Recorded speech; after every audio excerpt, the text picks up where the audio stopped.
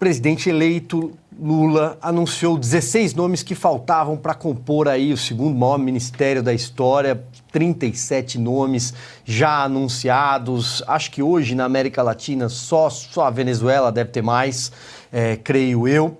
E esse terceiro lote do ministério foi uma espécie de pagamento de boleto. E a gente vai comentar um pouco do que foi a formação aí desse gabinete de transição. Primeiro, evidentemente, foram conhecidos os nomes do PT, ligados aí, claro, Fernando Haddad, o Rui Costa na Casa Civil, atendendo ali nos cargos-chave, cargos principais, o PT.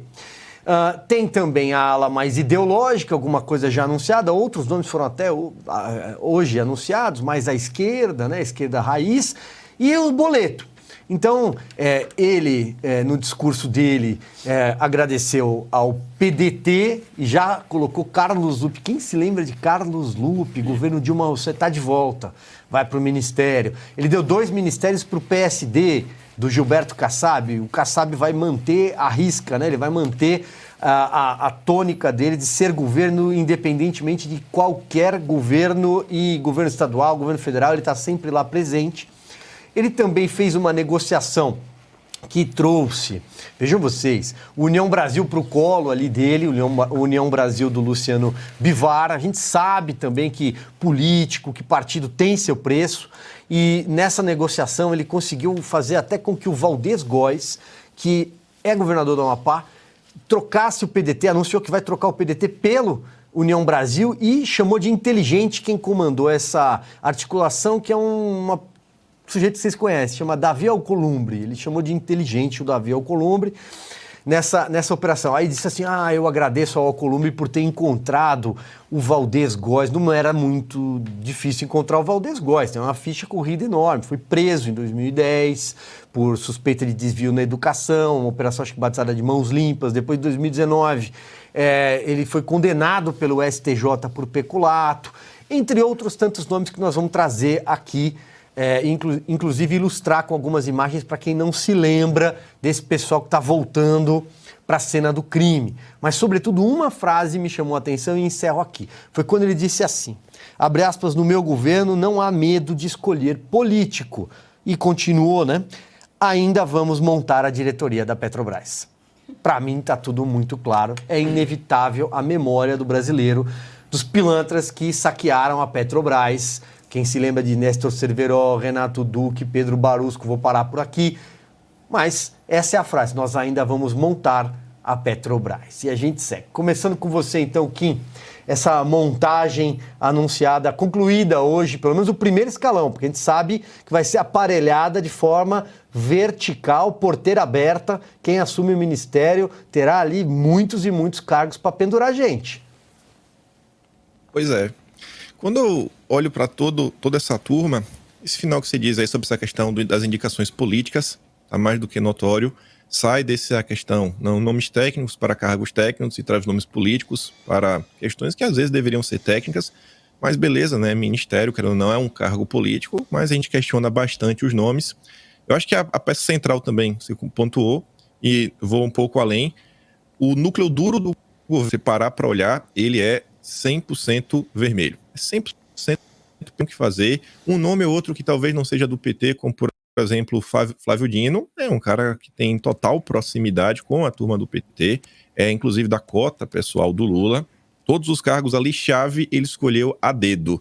Você vê que ele deixou o restante, assim, aqueles ministérios, muito deles que não tem orçamento, não tem expressividade, só assim para tentar compor algum tipo de base. Tanto que a Simone Tebet, ela foi rifada, acabou com o planejamento, que é um típico ministério que você não escuta falar do ministro, porque quando qualquer tipo de planejamento, quando começa a ser executado, ninguém lembra de quem começou, né? Quem encabeçou o projeto. E aí tinha algumas coisas, ela queria ter acesso ela queria os bancos dentro da sua pasta, não recebeu, então ficou aí chupando o dedo no final do dia. Isso também demonstra tudo que se falou durante a eleição, que não, precisamos de uma frente ampla, a democracia, o Estado Democrático de Direito, o amor venceu. Era tudo balela, não tem nada sobre isso, nada. Quando você também olha sobre essa questão da agenda ideológica, você vê que, quando você olha para o lado, você vê, beleza, separa aqui o núcleo duro do PT, aquele apetite insaciável, eles tentaram colocar mãos em todos os ministérios, até o Ministério do Meio Ambiente tentaram dar uma rasteira na Marina, rasteira na Simone Tebet, colocar lá o nome deles, o Newton Tato, mas não avançou. Eles, além disso daí, você tem o que sobrou pro Centrão, só que o restante, e você vê que são várias pastas que realmente dá para avançar com diversas políticas públicas, e aí sim entrar com a agenda ideológica pesada.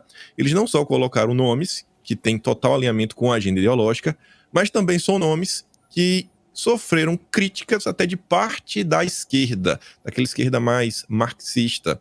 Teve um debate aí entre duas pessoas preeminentes da esquerda, o Elias Jabbour e o Pepe Escobar, onde o Elias relatava para o Pepe. Pepe ele é uma espécie de correspondente internacional, não acompanha muito o Brasil, assim, coisas internas, e o Elias falava que andava muito preocupado com algumas coisas, por exemplo, o discurso que o Dilma teria feito aí na COP, onde ele não defende a soberania da Amazônia, etc, tudo mais, e aí quando ele foi atrás, ele descobriu que as 4 pessoas que tinham feito o discurso, todas tinham algum tipo de ligação com a Open Society. E aí depois ele falava pro Pepe que em todos os grupos de transição tinha alguém ligado à Open Society.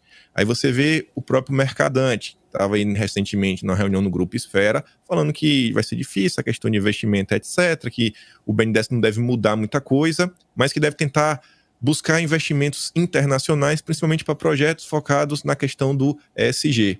Então, esse ministério aí que vem sendo formado, assim, para resumir já tudo que falou, eu vejo como um apetite saciável do PT, tentando colocar a gente deles em tudo que é possível, uma parte ali sem muita expressividade para o centrão do bem, né, que é aquela turma que é para tentar ter um tipo de governabilidade, o que tem capacidade de avançar com a agenda ideológica. Aí a agenda ideológica woke, globalista, né, que está em voga, os progressistas, liberais progressistas, alinhados à União Europeia, Estados Unidos, etc. Acho que tem de pior hoje. E o povo totalmente de fora, nenhum nome técnico, nem nada. Então, assim, um cenário tenebroso à frente.